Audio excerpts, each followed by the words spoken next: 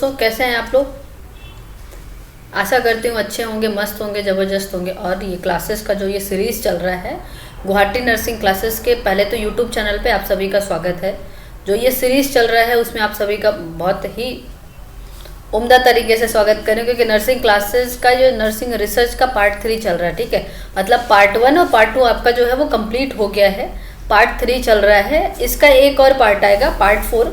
उसके बाद आपके लिए जो आरआरबी, पीएचएन और आपका सीआरई जो है वो +3, सॉरी आपका सीआरई, इसके लिए नर्सिंग रिसर्च जो है उसका ये पार्ट 4 तक अगर चला जाता है तो कंटेंट क्या होगा, वो सफिशिएंट होगा। ठीक है, इतना ही पढ़ना है। बाकी आप जो है जो आपका इम्पोर्टेंट सब्जेक्ट है उस पर फोकस करिए। ठीक, नर्सिंग रिसर्च आपका बोनस सब्जेक्ट होता है। जैसे होता नहीं है कि ट्रेन में टिकट लेके बैठे हुए अगर खाना फ्री में मिल जाए तो कितनी खुशी की बात है, वैसे ही कंपटीशन की तैयारी कर रहे हैं आप, अगर आपको नर्सिंग रिसर्च आता है तो आपका बोनस नंबर दिला के आएगा, 2-4 नंबर तो आपको ऐसे मिल जाएंगे। ठीक है, तो इसके बिहाफ पे ही हमें ये पढ़ना है। आपका कौन सा पार्ट चल रहा है, ये पार्ट 3। आगे चल के इसका एक और पार्ट आएगा, उसके बाद आपका नर्सिंग रिसर्च हमारी तरफ से कंप्लीट है। एग्ज़ाम में बैठने से पहले क्लास का अच्छे से नोट्स बना के रखें, ताकि एग्ज़ाम में बैठने से पहले आप रिवीजन करके जाएं। ठीक है, तो क्लासेस कंटिन्यू करें। आप लोग जिन्होंने पार्ट 1 पार्ट 2 रिसर्च का नहीं देखा है वो जा करके इसका, आपको पता है गुवाहाटी नर्सिंग क्लासेस के चैनल पे एक पूरा प्लेलिस्ट बना हुआ है। क्या बना हुआ है? प्लेलिस्ट। इस प्लेलिस्ट में आपका पूरा ये जो सीरीज़ चल रहा है RRB, DSSB, PHN nursing series, उसके अंदर ये जो है क्लासेस डाली गई हैं। तो जिनको नहीं पता है वो उसमें जाएं, सर्च करें, प्लेलिस्ट के नाम से अगर आप सर्च करेंगे तो वो आ जाएगा। आपका पार्ट 3 चल रहा है। ठीक है, तो इसमें सबसे पहला अगर आपसे कोई पूछे, हमारा कॉन्सेप्ट वही होगा। कॉन्सेप्ट क्या है हम लोग का? MCQ सॉल्व करेंगे हम लोग। ठीक, ये नर्सिंग रिसर्च आपका पीएचएन में भी इम्पोर्टेंट रोल प्ले करता है, बिल्कुल हाँ, आरआरबी में भी करता है। और आने वाला जो सीआरई है जो आपका कब है, इसी फेब के मंथ में आपका सीआरई का एग्ज़ाम होने वाला है, और 26 से 28 जो है उसका एक्सपेक्टेड डेट दिया गया है, तो उसमें भी ये रोल प्ले करेगा। ठीक है, उसमें मैनेजमेंट भी आएगा। तो मैं यही सोच रही हूँ कि आपका नर्सिंग रिसर्च कवर करने के बाद आपका क्या पढ़ाऊँ मैं, अगला नर्सिंग मैनेजमेंट पढ़ाऊँ। नर्सिंग मैनेजमेंट में कि ज़्यादा पार्ट नहीं जाएंगे, क्योंकि मैं वही बोल रही हूँ कि ट्रेन का टिकट लेने के बाद सीट तो आपकी होती ही है, अगर खाना आपको फ्री में मिल जाता है तो आपके लिए बोनस है। ठीक, तो सारा वेटेज तो आपका MSN फंडामेंटल बाकी 5 सब्जेक्ट कवर करेगा, लेकिन नर्सिंग रिसर्च पढ़ के जाने से आपके अंदर एक तो कॉन्फिडेंस होगा कि हाँ मैंने सब पढ़ा है।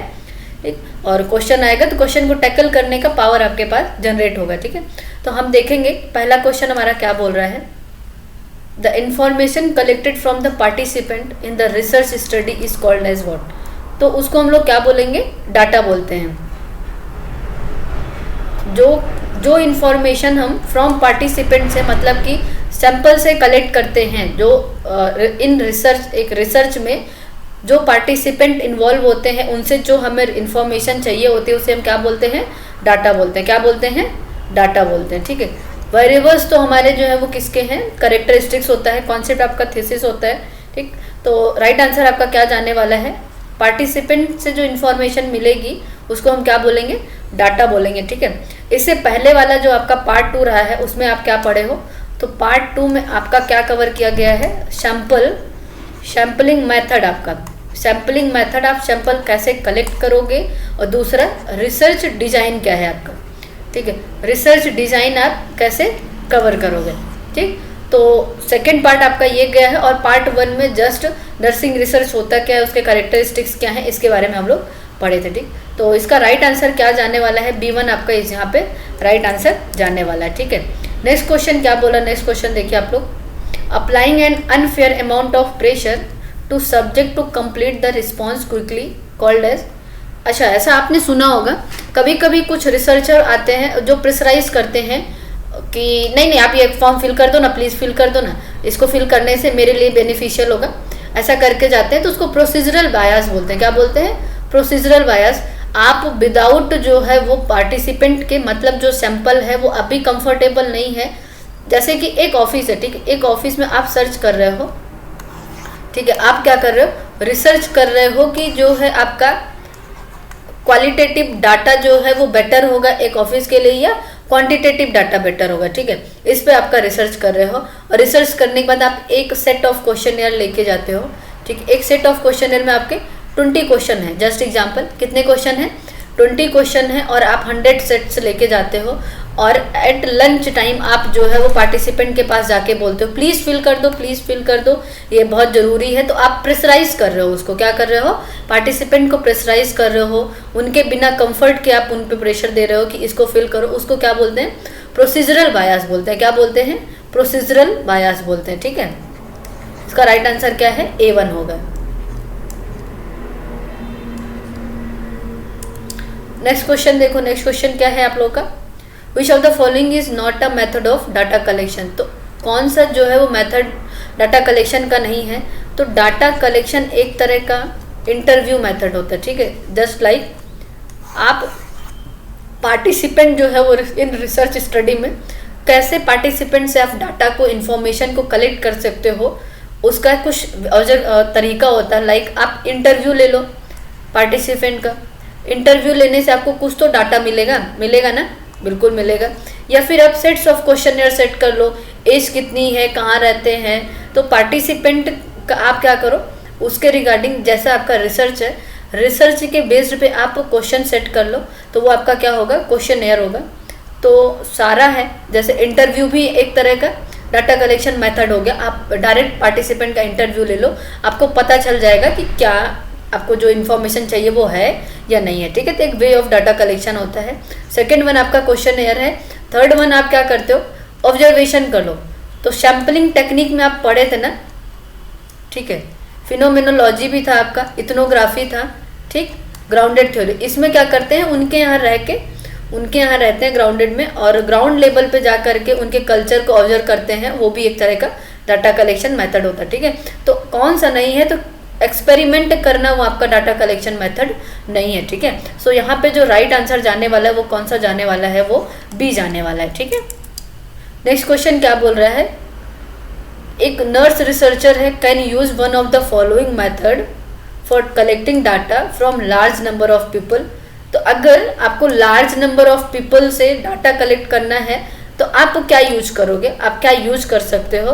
तो बेटर जो होता है वो क्या होगा, आप एक क्वेश्चनएयर सेट कर दो।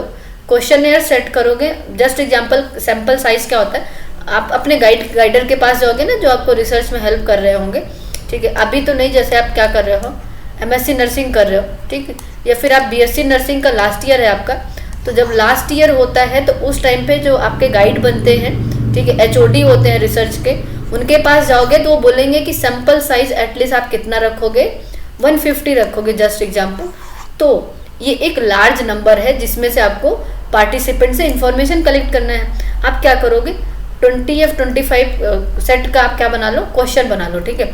मतलब कि एक सेट में आपके 25 क्वेश्चन होंगे और क्वेश्चन आपके स्टडी के अकॉर्डिंग होगा, ठीक है। तो वो बेस्ट मेथड होता है कि आप क्या करो, लार्ज नंबर ऑफ पीपल से इंफॉर्मेशन कलेक्ट करना। आप डिस्कस कर लो जा करके, तो इसमें बायास आ सकता है, ठीक है। इंटरव्यू ले लो, तो आप कितने लोगों का इंटरव्यू लोगे, तो एक तरह से फिर आपका रिसर्चर भी जो है वो एग्जॉस्ट हो जाएगा। सो राइट आंसर यहाँ पे क्या जाने वाला है, आपका ए जाने वाला है, ठीक है। टेलीफोनिक आप बताओ, 150 लोगों को जस्ट आपका रिसर्च सैंपल लिमिट कितना है, 150 है, आप उनको कॉल कर करके पूछ रहे हो, तो ये एक अच्छा तरीका होगा क्या, नहीं, अच्छा तरीका नहीं होगा। सो राइट आंसर आपका क्या जाने वाला है, ए जाने वाला है। क्लियर है। नेक्स्ट क्वेश्चन देखिए, नेक्स्ट क्वेश्चन क्या बोल रहा है, which one of the following is the quantitative method of data collection. एक तो आपका क्या होगा, क्वालिटेटिव, एक क्या होगा आपका क्वांटिटेटिव। तो क्वालिटी में आपका यही आएगा, इथनोग्राफी आएगा, फिनोमेना आएगा, ग्राउंडेड आएगा, ठीक। तो ये सब आपके किस में आ जाएंगे, क्वालिटी में आ जाएंगे। एक होता है क्वांटिटेटिव। तो क्वांटिटेटिव का बेस्ट जो मेथड होता है बोल सकते हैं डाटा कलेक्शन करने का, तो क्वालिटेटिव में लाइफ हिस्ट्री है, ठीक। क्या क्या आता है आपका क्वालिटेटिव में, एक तो लाइफ हिस्ट्री आ सकता है, क्या किसी स्टडी का जो आपने स्टडी लिया है उसका हिस्ट्री, लाइफ हिस्ट्री हो सकता है, किसी डायरी हो सकती है क्वालिटी में, ठीक। और इन डेप्थ इंटरव्यू ले सकते हो आप, इन डेप्थ इंटरव्यू। लेकिन क्वांटिटी की बात करें तो क्लोज इंडेड क्वेश्चन होता है। कैसा होगा?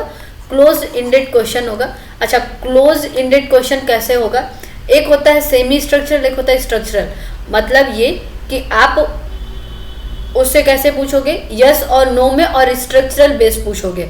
मतलब आप 20 क्वेश्चन लिख के लेके जाओ, इसका आंसर क्या होगा, यस होगा या नो होगा। आप इसमें आप इन्वॉल्व हो इस रिसर्च में, आप ये जानते हो क्या, तो वो ये तो हाँ बोलेगा या ना बोलेगा, तो वो क्या है, क्लोज एंडेड क्वेश्चन होता है। ठीक, तो राइट आंसर यहाँ पे क्या जाने वाला है, बी जाने वाला है। ठीक, तो डाटा कलेक्शन का मोस्ट रिलायबल मेथड, तो आपसे सवाल कर सकता है कि डाटा कलेक्शन का मोस्ट रिलायबल मेथड क्या है। डायरेक्ट सवाल करेगा, तो डायरेक्ट सवाल का आप डायरेक्ट आंसर करके आओगे क्या, बायो फिजियोलॉजिक। ठीक है, कौन सा होता है मोस्ट रिलायबल, बायो फिजियोलॉजिक। ठीक है, सो सेल्फ रिपोर्ट कर दो आप, तो most reliable data collection method self report नहीं होता, उसमें आपका पर्सनल बायस भी जा सकता है। कंसील्ड ऑब्जर्वेशन, छिप के आप ऑब्जर्व करो आपके जो पार्टिसिपेंट है उनको, या ग्रुप डिस्कस कर लो, ये तो मोस्ट रिलायबल आपका क्या जाने वाला है, वो सेकेंड वन जाने वाला है। ठीक है, क्या जाने वाला है, सेकेंड वन। तो बायोफिजियोलॉजिक में क्या क्या आता है, थोड़ा सा इसको देखेंगे हम। तो बायोफिजियोलॉजिक डाटा कैसे कलेक्ट करते हो, सब्जेक्ट से, मतलब कि सैंपल से क्या यूज करके, एक स्पेशलाइज्ड इक्विपमेंट यूज करके आप क्या करोगे, सैंपल से डाटा कलेक्ट करोगे। ठीक, उसमें से क्या वो जो डिटरमाइन करेगा उसका फिजिकल, सैंपल का, पार्टिसिपेंट का फिजिकल स्टेटस और बायोलॉजिकल स्टेटस को ही डिटरमाइन करेगा। मतलब बायोफिजियोलॉजिक डाटा ऐसा डाटा होता है जो सैंपल के या पार्टिसिपेंट के फिजिकल स्टेटस को और बायोलॉजिकल स्टेटस को डिटरमाइन करे, उसी को हम लोग क्या बोलेंगे, बायोफिजियोलॉजिक। इसका जो होता है या तो एक इन वीवो हो सकता है, क्या हो सकता है, इन वीवो। इसका दो मेथड होता है, एक इन वीवो, दूसरा आपका इन विट्रो। ठीक, तो आपका इन वीवो में क्या होगा, आपका इंटरनल प्रोसेस को आप मेजर करो, जैसे कि टीपीआर, ठीक, और बीपी, ये आपका इंटरनल प्रोसेस है। इन विट्रो में आप फिजियोलॉजिक प्रोसेस मेजर करो, लाइक आप क्या, फिजियोलॉजी में आप ब्लड टेस्ट करो, बॉडी फंक्शन प्रॉपर है कि नहीं। तो ऐसे तरह का क्या होता है, सबसे रिलायबल डाटा कलेक्शन मेथड होता है। ठीक है, इन वीवो में आप टीपीआर बीपी चेक कर सकते हो, दैट मीन्स इंटरनल प्रोसेस। ठीक, और आपका इन विट्रो में ब्लड टेस्ट कर सकते हो, उसका क्या बोलेंगे हम लोग, जैसे कि फिजियोलॉजिक प्रोसेस को बोलेंगे। ठीक है, तो बेस्ट मेथड क्लियर हुआ आपका, क्या होगा, सेकंड वन होगा आपका, क्या, बेस्ट मेथड होगा। ठीक, और नेक्स्ट क्वेश्चन क्या बोल रहा है, नेक्स्ट क्वेश्चन देखो आप लोग, analysis of the result of a research study is called what. तो रिसर्च स्टडी का एनालिसिस करना वो क्या कहलाएगा, इवेल्युएशन कहलाएगा, या डाटा एनालिसिस कहलाएगा, या इम्प्लीमेंटेशन कहलाएगा। तो किसी भी रिसर्च स्टडी का एनालाइज करना वो आपका क्या कहलाएगा, डाटा एनालिसिस कहलाएगा। ठीक है, क्या कहलाएगा, डाटा एनालिसिस कहलाएगा। इवेल्युएशन आपका इम्प्लीमेंट करने के बाद होगा। ठीक है, लेकिन आप रिसर्च स्टडी को एनालिसिस कर रहे हो, इज इट वर्किंग और नॉट, उसके लिए सिर्फ आप डाटा एनालिसिस करके ही आप उसको एनालाइज कर सकते हो कि वर्क किया या नहीं किया, इफेक्टिव है कि नॉन इफेक्टिव है। उसके लिए बेटर क्या होगा आपका, कि आप क्या करो, डाटा एनालिसिस करो, बाकी कोई भी वो यूज नहीं होगा। नेक्स्ट क्वेश्चन क्या बोल रहा है, अच्छा आप लोगों को बता दें लिटरेचर ऑफ रिव्यू क्या होता है। लिटरेचर ऑफ रिव्यू पढ़ने से पहले हम लोग ये बताएंगे, जैसे कि हमारे जो गाइड होंगे, एचओडी होंगे, वो आपको क्या दे देंगे, आपको रिसर्च का एक टॉपिक चूज कराने में हेल्प कर देंगे, और आप रिसर्च का एक टॉपिक चूज करके आओ कि फला फला हॉस्पिटल में निडल प्रिक इंजरी जो हुआ है, एनएसटी, निडल स्टिक इंजरी, उसकी वजह से कितने पेशेंट जो हैं वो, उसका मेंटल इफेक्ट उनके ऊपर क्या आया है। जस्ट ऐसा आपका रिसर्च स्टडी होगा कि इंजरी होने से, निडल स्टिक इंजरी हुआ, निडल प्रिक हुआ, प्रिक होने की वजह से उन पे उनका मेंटल स्टेटस अभी प्रेजेंट में क्या है, उस पर आपको रिसर्च करना है, ये आपका टॉपिक रहेगा। तो आप लिटरेचर रिव्यू क्या होगा आपका, लिटरेचर रिव्यू ये होगा, इससे पहले कोई इस पर रिसर्च किया है क्या, ये होगा। और किया है तो उसका जो है वो हम उसके बारे में रिव्यू लेंगे कि क्या किया, कैसे किया, ऐसा ना हो कि रिपीट हो जाए वो चीज़ें। ठीक, हम उनका कॉपी कभी नहीं करेंगे, हम उनका रिव्यू लेंगे। ठीक है, कि कैसा किया है। तो लिटरेचर ऑफ रिव्यू यही होता है कि हम उस टॉपिक को जो है वो डिटेल में पढ़ें। डिटेल में पढ़ने का मतलब उस टॉपिक को जितना कोई लिया हो अभी तक में हम उसको पढ़ेंगे, वही आपका क्या होगा, लिटरेचर रिव्यू होगा। ठीक है, लिटरेचर रिव्यू क्या होता है, everything that is known about subject, ये है क्या, या analytical summary of research finding, I approve data on research topic. So I approve data on research topic, ये आपका क्या होगा, लिटरेचर रिव्यू होगा। Completion of the all positive result, तो ये नहीं होता है। आप लिटरेचर ऑफ रिव्यू ले रहे हो, लिटरेचर रिव्यू में आप पूरी तरह से रिसर्च को, उसके कंडक्ट जो किया है उसको पढ़ना है आपको। जर्नल्स पे जाओगे, आप साइट पे जाओगे उस टॉपिक को लेके, तो आपको पता चलेगा कि इस टॉपिक से रिलेटेड कितना रिसर्च हुआ है। ठीक, तो उस रिसर्च को हमें पढ़ना होता है, ये होता है लिटरेचर ऑफ रिव्यू। ठीक है, तो राइट आंसर आपका यहाँ क्या जाने वाला है, C1 जाने वाला है। ठीक है,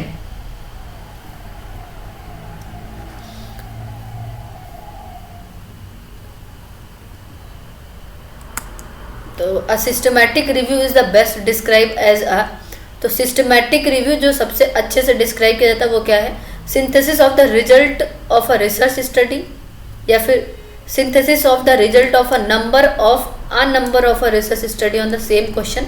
तो जैसे कि आपका टॉपिक डिसाइड हो गया है, निडल स्टिक इंजरी, NST, ठीक है, NSI, ठीक है, NSI हुआ। NSI होने की वजह से आप क्या कर रहे हो, हॉस्पिटल में सबसे कॉमन जो इंजरी होती है वो कौन सी है, निडल स्टिक इंजरी होती है। ठीक है, NSI होने की वजह से आप जब उसको NSI को डिटेल में सर्च करके आप पढ़ोगे तो एक नंबर के रिसर्च स्टडी पे सेम क्वेश्चन पे कितना सिंथेसाइज डाटा आपको मिल सकता है, वही आपका क्या होगा, सिस्टमैटिक रिव्यू होगा। तो लिटरेचर रिव्यू समझ में आ रहा है, कोई भी रिसर्च करने से पहले उसके बारे में जितना नॉलेज आपको मिल सकता है उतना लेना, वो आपका क्या होगा, रिव्यू होगा, लिटरेचर रिव्यू होगा। ठीक, clinical guideline based on research study, तो ये नहीं है। Synopsis important feature of the research study, so right answer क्या होने वाला आपका, B1 जाने वाला। ठीक है, so most of research article which appear in the medical journal are the example of what, तो most of research article will appear medical journal, किसका एग्जाम्पल होता है, वो प्राइमरी सोर्स का एग्जाम्पल होता है। ठीक है, किसका एग्जाम्पल है, वो प्राइमरी सोर्स का एग्जाम्पल होता है। सेकेंडरी सोर्स आपका डाटा कोई और जो है वो रिप्रेजेंट करे, किसी और से आपको मिले, वो सेकेंडरी होगा। ठीक, तो मोस्ट ऑफ जो रिसर्च आर्टिकल होते हैं मेडिकल जर्नल्स का, वो प्राइमरी सोर्स का एग्जाम्पल होता है। ठीक है,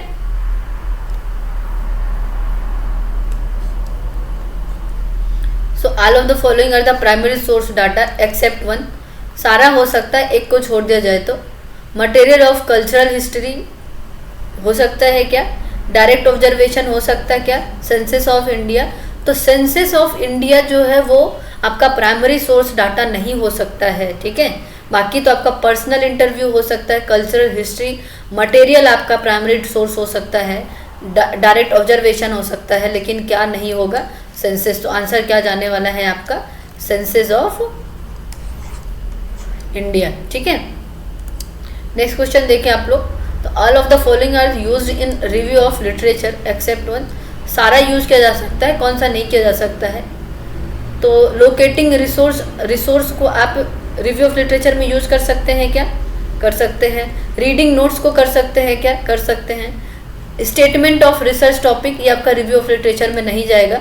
रिव्यू ऑफ लिटरेचर मतलब कि टॉपिक के रिगार्डिंग आपके पास कितना कंटेंट है, टॉपिक रिगार्डिंग कंटेंट, और जहाँ जहाँ से मिले वहाँ से इकट्ठा करना ही सिस्टमैटिक रिव्यू ऑफ लिटरेचर कहलाता है। ठीक है, सो यहाँ पे जो राइट आंसर जाने वाला है वो क्या जाने वाला है आपका, स्टेटमेंट। रिसर्च टॉपिक जो आपका स्टेटमेंट बनता है, I study conduct by this this this, वो आपका क्या होगा, स्टेटमेंट होगा। ठीक है, सो राइट आंसर यहाँ पे क्या जाएगा, थर्ड वन आपका जो है वो राइट आंसर जाने वाला है।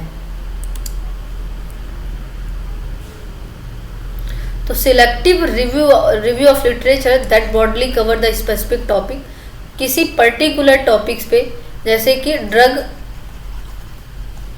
अब्यूज़ ड्रग एब्यूज़र पे आप क्या कर रहे हो, रिसर्च कर रहे हो, उस पे आप डिटेल जो है उस टॉपिक को कवर करना, ब्रॉडली कवर करना उस स्पेसिफिक टॉपिक को सिलेक्टिव मेथड से, वो होता है एक नरेटिव रिव्यू होता है। कैसा होता है? Narrative review. ऐसा रिव्यू ऑफ लिटरेचर के कुछ टाइप भी होते हैं, ठीक। क्या है वो आपका? नरेटिव रिव्यू है। तो 4 टाइप का लिटरेचर रिव्यू होता है, किसके बेस्ड पे? पर्पस पे या मेथडोलॉजी के बेस्ड पे। उसमें से आता है आपका ट्रेडिशनल, जिसको नरेटिव लिटरेचर रिव्यू बोलते हैं, सिस्टमैटिक लिटरेचर के नाम बोलते हैं, और क्या बोलेंगे? मेटा एनालिसिस या मेटा सिंथेसिस बोलेंगे। तो प्राइमरी पर्पस क्या होता है ट्रेडिशनल रिव्यू का या लिटरेचर नरेटिव रिव्यू का?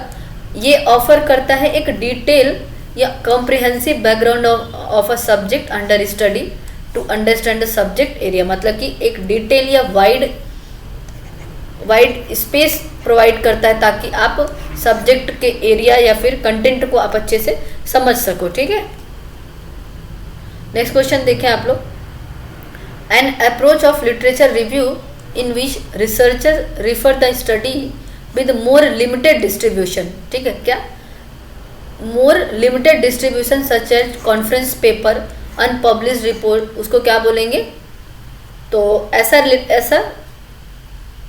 लिटरेचर रिव्यू जो अप्रोच करेगा, मतलब हम ऐसा लिटरेचर रिव्यू अप्रोच करें जो बहुत लिमिटेड डिस्ट्रीब्यूट हुआ है, ठीक है। सच एज किसी कॉन्फ्रेंस में हुआ हो, अनपब्लिश्ड रिपोर्ट हो, उसको हम ग्रे लिटरेचर के नाम से जानते हैं। किस नाम से जानेंगे? ग्रे लिटरेचर के नाम से जानेंगे, ठीक है।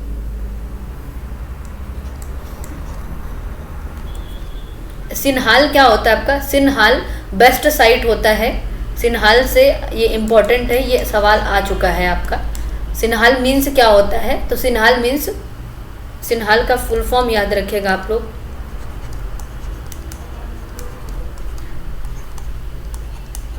Cumulative index to nursing and allied health literature, ठीक। ये फुल फॉर्म याद रखिएगा आप लोग। तो कॉम्प्रिहेंसिव नहीं होगा, कॉन्सेप्चुअल भी नहीं होगा, कैटलॉग भी नहीं होगा, तो आंसर क्या जाएगा? क्यूमुलेटिव जाएगा, ठीक है। सवाल इंपॉर्टेंट है, आ सकता है कहाँ? आपके PHN में आ सकता है, तो याद रखें आप लोग। इसका आंसर क्या जाने वाला है? Cumulative index to nursing, allied and health literature, ठीक है। तो सिन्हाल एक और मेडलाइन जो होता है बहुत इम्पॉर्टेंट इलेक्ट्रॉनिक डाटाबेस होते हैं, किसके लिए? नर्सिंग रिसर्चर के लिए, ठीक है। तो अगर आपसे कोई पूछे कि नर्सिंग रिसर्च टॉपिक कहाँ से आप निकाल सकते हो, तो कहाँ से निकाल सकते हो? एक सिन्हाल है, दूसरा आपका मेडलाइन है।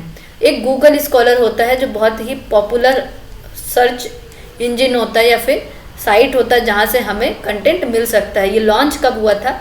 तो ये गूगल स्कॉलर 2004, मतलब कि 2004 में जो है इसकी लॉन्चिंग हुई थी। इम्पॉर्टेंट होता है स्कॉलर, जो स्कॉलर होता है, रिसर्चर जो होते हैं, उनके लिए यहाँ पे अच्छे से जो है कंटेंट मिल सकता है, ठीक। तो क्लियर है? So clear concise summary of a study that communicate the essential information about study, मतलब कि पूरे आपका रिसर्च स्टडी है, ठीक। रिसर्च स्टडी को समराइज करके, जो कि एक तरह का जस्ट वे ऑफ कम्युनिकेशन होगा ओवरऑल आपके स्टडी को बताने के लिए, उसको एब्स्ट्रैक्ट बोलते हैं। क्या बोलते हैं?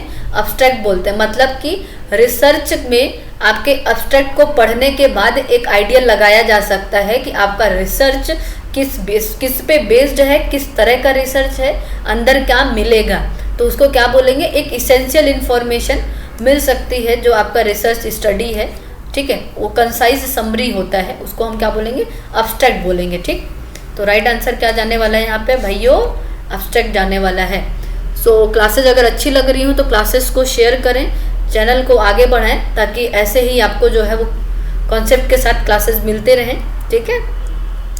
सो a brief description of a completed or proposed study usually located at the beginning of a report or proposal called abstract। क्या बोलेंगे? abstract बोलेंगे। जनरली कब देखने को मिलेगा आपको ये? तो beginning of the research, beginning of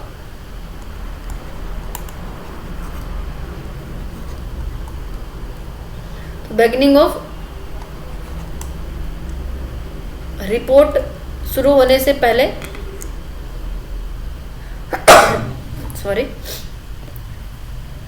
so report मतलब कि रिसर्च स्टडी जब हम किसी को भेजते हैं अपनी कि इस साइट पे मुझे जो है इसको जो है वो डालना है, उसके लिए हम एक एब्स्ट्रैक्ट तैयार करते हैं। एब्स्ट्रैक्ट तैयार करने से हमें ये आइडिया मिल जाता है कि ये जो रिसर्च है, ठीक, उसके अंदर क्या कंटेंट होगा, कैसा क्या होगा, ठीक है। तो एक आइडिया मिलता है, इसलिए जो है एब्स्ट्रैक्ट जरूरी होता है, समराइज्ड होता है आपके पूरे स्टडी मटेरियल का, ठीक।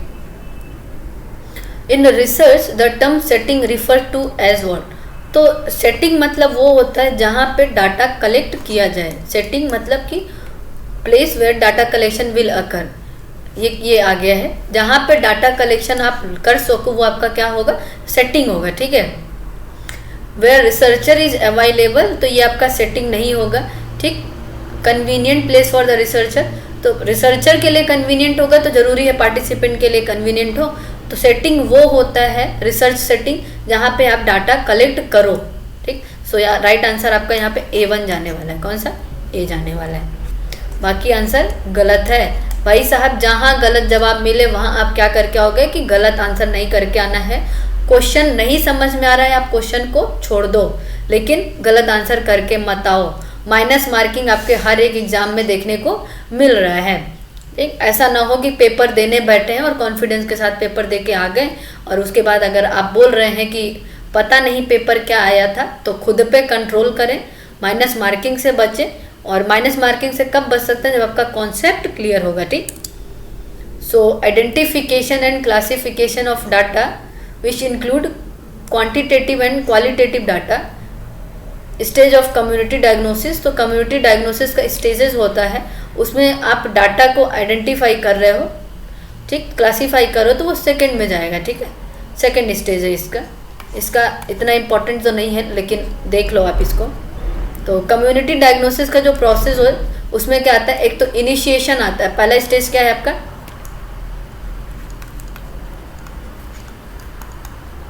स्टेज 1 क्या है, इनिशिएशन है, ठीक। स्टेज 2 क्या है आपका, डाटा कलेक्शन है, और क्या है, एनालाइसिस है। स्टेज 3 क्या है, डायग्नोसिस है। स्टेज 4 क्या है आपका, डिसेमिनेशन। डिसेमिनेशन मतलब कि शो अप, ठीक है, डेमो जैसा। तो डाटा क्लासिफिकेशन करना वो स्टेज 2 है, ये डायग्नोसिस का है, ये इनिशिएशन है, ये डिसेमिनेशन है, ठीक है। So obtain desired data in a research study, which of the following type of definition is most essential, तो उसको क्या बोलेंगे आप, कॉन्सेप्चुअल बोलेंगे, ठीक है। क्या बोलेंगे, कॉन्सेप्चुअल बोलेंगे। डिजायर डाटा को ऑब्टेन करने के लिए जो कुछ डेफिनेशन बनाई जाती है उसको क्या बोलेंगे, कॉन्सेप्चुअल बोलेंगे।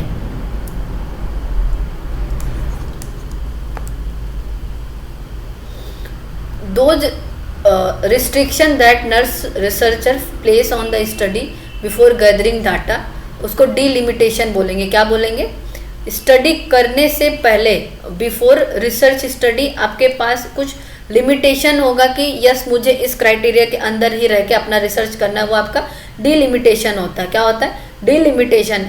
इन विडबिल रिसर्च, अगर आपके अंदर कुछ लिमिटेशन, आपके अंदर मतलब कि आपका रिसर्च में बायास ना है, इसके लिए आप लिमिट में रह के अपना स्टडी करते हो, वो आपका लिमिटेशन होगा, ठीक है। बिफोर आ जाएगा तो आपका आंसर क्या जाएगा, डिलिमिटेशन जाने वाला है, ठीक।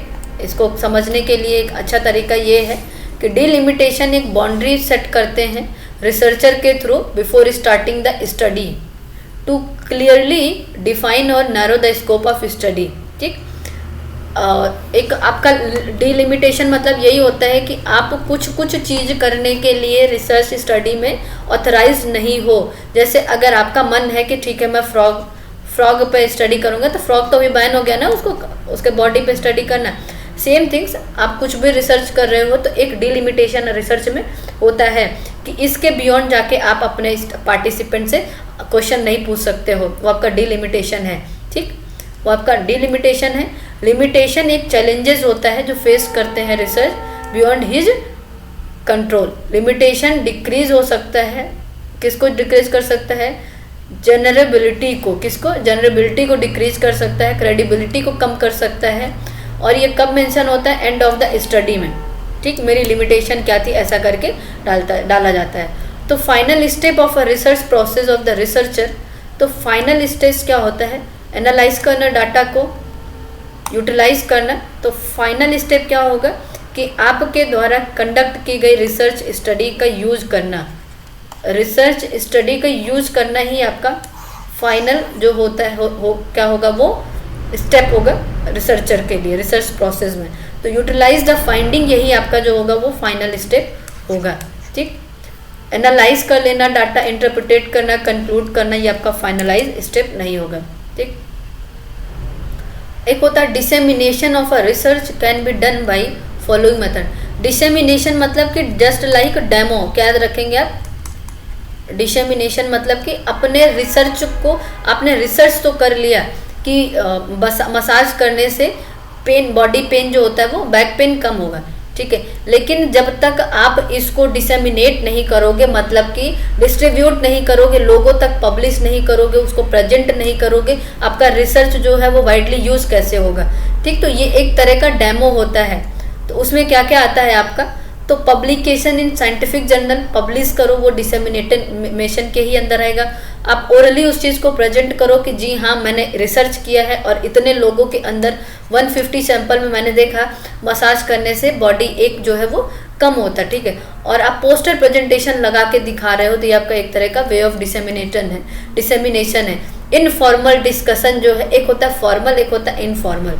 तो इनफॉर्मल डिस्कशन आपका डिसेमिनेशन नहीं है। अगर ऐसा कोई बता रहा है तो आप बता दो कि मैम, अनुराधा मैम क्या बताई हैं कि डिसेमिनेशन में इनफॉर्मल नहीं आएगा, क्या आएगा आपका?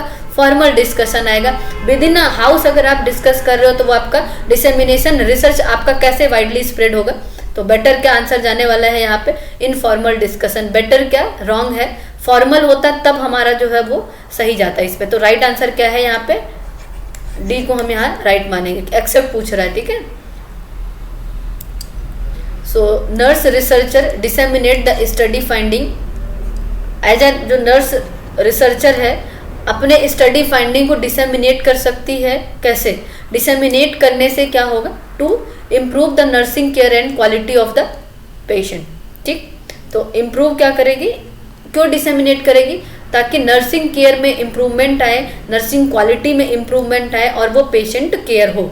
ठीक है, पेशेंट सेंटर केयर पे फोकस करने के लिए नर्स रिसर्चर जो है वो डिसेमिनेट करेगी अपने स्टडी फाइंडिंग को। जैसे कि वो स्टडी करके नर्स रिसर्चर जो है वो एक टॉपिक पे स्टडी कर रही है कि आपका जो शुगर है, डायबिटीज मेलाइटस है, वो एक्सरसाइज और किससे, न्यूट्रिशन से कंट्रोल किया जा सकता है। और आप इस रिजल्ट में, आप इस रिसर्च के रिजल्ट में पॉजिटिव आए हो, मतलब कि हाँ आपने देखा ऐसा करने से कई लोगों का जो है वो ऐसा शुगर कंट्रोल था। तो इस चीज़ को डिसेमिनेट कर सकते हो आप डेमो करके, वर्ड में डेमो करके, हॉस्पिटल में, जिसकी वजह से वो क्वालिटी केयर बढ़ेगा। ठीक है, सो इसीलिए इसका आंसर क्या जाने वाला है आपका? सी जाने वाला है। क्या जाएगा? सी जाएगा। ठीक, careful appraisal of strength and weakness of the study, उसको क्या बोलेंगे? अप्रेजल करना किसके? रिसर्च स्टडी का स्ट्रेंथ और वीकनेस के बारे में जो है हमें अवेयर होना, वो आपका क्या कहलाता है? उसको अप्रोच करना वो आपका रिसर्च क्रिटिक्स के अंदर आता है। क्या आता है? क्रिटिक के अंदर आता है। Careful appraisal of strength and weakness of your study मतलब आपके रिसर्च स्टडी की वीकनेस और स्ट्रेंथ को केयरफुली अप्रेज करना, वो आपका क्या होगा? रिसर्च क्रिटिक्स के अंदर आएगा। ठीक है, एविडेंस बेस्ड प्रैक्टिस आप फर्स्ट पार्ट में पढ़ चुके हैं डिटेल में।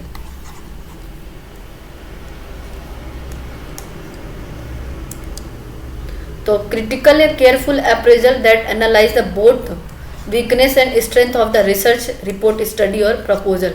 क्लियर हुआ? सो क्लासेस अगर अच्छी लग रही है तो क्लासेस को शेयर करें, ठीक, और अपने दोस्तों तक पहुंचाएं ताकि जिनको इस क्लास की ज़रूरत है उनको ये क्लासेस मिले हैं, और जो 2025 में अपना नाम चाहते हैं कि उनको जॉब लगे उन तक ये क्लासेस पहुंचाएं, क्योंकि उनके लिए ये क्लासेस क्या है, एक तरह का रामबाण है, ठीक है, रामबाण है। तो उनको जो है ये क्लासेस दें, आप लोग पहुंचाएं, उन तक शेयर करें जिनको इस क्लास की ज़रूरत है, ठीक। सो measurement of numerical value of population, तो पॉपुलेशन को अगर आप मेजर करें तो उसका न्यूमेरिकल वैल्यू क्या होगा, वो एक पैरामीटर होगा, ठीक है, क्या होगा, पैरामीटर एक न्यूमेरिकल वैल्यू होगा, ठीक है। मीडियन आपका सेंट्रल टेंडेंसी जब आप पढ़ोगे स्टैटिक्स में तब आएगा, उसमें स्टैटिक नहीं होगा, प्रिसीजन नहीं होगा, ठीक। सो राइट आंसर आपका क्या जाने वाला है, A1 जाने वाला है। सो रिसर्च आपका उधर कंप्लीट हो रहा है, स्टैटिक्स के आपके 2-3 क्वेश्चन और हैं, फिर लास्ट वन जो आपका कंप्लीट होगा, तो टोटल 4 पार्ट जाने वाला है नर्सिंग रिसर्च एंड स्टैटिक्स में। उसके बाद इतना कंटेंट सफिशिएंट है, इतना कंटेंट सफिशिएंट है, कंटेंट को पढ़ें, रिवीजन करें, नोट्स बनाएं, उसके बाद एग्जाम में जाके आराम से बैठिए, पेपर दीजिए, सफिशिएंट होगा, ठीक है। Who was the first use the word statics, तो स्टैटिक्स वर्ड जो यूज करने वाले फर्स्ट भाई साहब थे उनका नाम क्या था, गॉटफ्राइड, क्या नाम था, गॉटफ्राइड एचेनवॉल। इनका नाम क्या है, इनका नाम थोड़ा सा अजीब है, गॉटफ्राइड एचेनवॉल जी हैं, जिन्होंने स्टैटिक्स वर्ड का यूज ही किया, ठीक है, क्या किया, स्टैटिक्स वर्ड का यूज किया है। सो राइट आंसर यहाँ पे क्या जाने वाला है, आपका 1 जाने वाला है।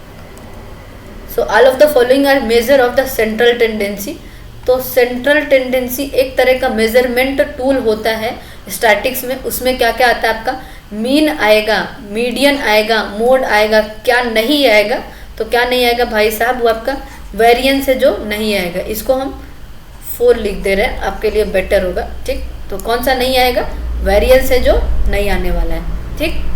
सो नेक्स्ट क्वेश्चन क्या है, क्वेश्चन करने की कोशिश करें आप लोग। तो measurement of a central tendency measure by the arranging numerical in ascending और डिसेंडिंग ऑर्डर, मतलब ऐसी सेंट्रल टेंडेंसी जिसको सॉल्व करने से पहले आपको उसके डाटा को किस में अरेंज करना होता है, उसके न्यूमेरिकल्स को असेंडिंग ऑर्डर या फिर डिसेंडिंग ऑर्डर में आपको जो है वो अरेंज करना होता है, उसको हम लोग क्या बोलते हैं, मीडियन बोलते हैं, ठीक, क्या बोलेंगे, मीडियन बोलेंगे। सो राइट आंसर यहाँ पे क्या जाने वाला है, आपका 4 जाने वाला है। स्टैंडर्ड डिविएशन आपका सेंट्रल टेंडेंसी में होता ही नहीं है, मीन को एवरेज बोलते हैं, रेंज आपका जो है वो आता ही नहीं है, ठीक, मीन और मीडियन और मोड होता है, बेटर, ठीक है। तो राइट आंसर क्या जाने वाला है यहाँ पे, 4th 1 जाने वाला है। सो क्लासेस अच्छी लगी हो तो क्लासेस शेयर करें दोस्तों तक, चैनल को सब्सक्राइब करें, ठीक, बेल आइकन की बटन दबाएं ताकि नोटिफिकेशन आप लोगों को मिलता रहे। इसका एक और पार्ट आएगा 2 दिन में लगभग, ऑलमोस्ट मैं उसको जो है कवर कर दूंगी। फिर आपका नर्सिंग रिसर्च हमारी तरफ से आपके आरआरबी के लिए और किसके लिए, पीएचएन के लिए हमारी तरफ से आपका सीआरई, पीएचएन और आरआरबी के लिए हमारी तरफ से नर्सिंग रिसर्च कंप्लीट होगा, ठीक है। सो